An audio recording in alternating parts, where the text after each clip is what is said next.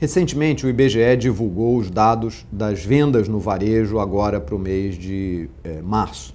Isso permite a gente olhar qual foi o desempenho do comércio varejista no primeiro trimestre agora de 2015. Infelizmente, o número veio em linha com aquilo que a gente já estava esperando, ou seja, um resultado negativo.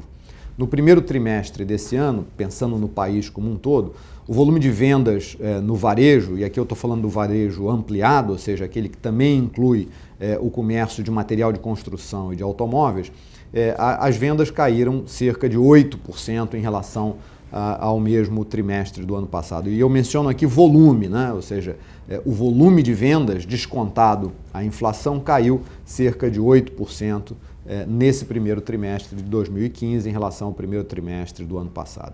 Quando a gente abre esse número de forma desagregada, a gente vê que as maiores quedas estão exatamente naqueles setores do comércio que dependem de crédito. A maior queda está associada à venda de automóveis, né, que caiu veículos, na verdade, que caiu cerca de 10% quando eu comparo o primeiro trimestre desse ano com o primeiro trimestre do ano passado.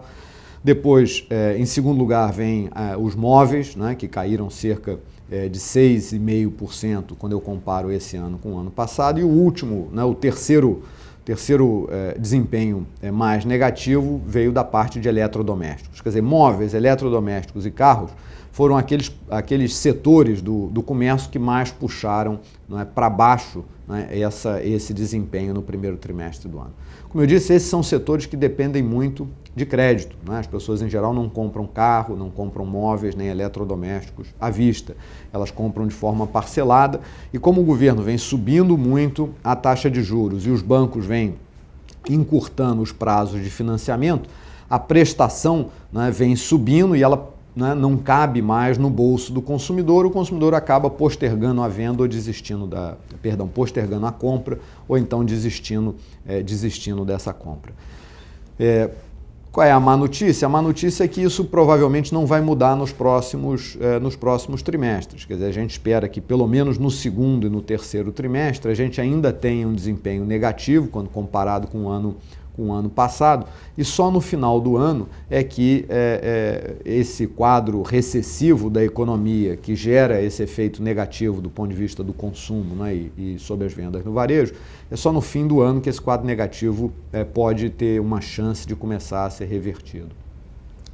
Aqui no estado do Rio Grande do Sul a situação não é diferente, né? Enquanto que no Brasil um pouco melhor, mas não diferente, né, do ponto de vista qualitativo.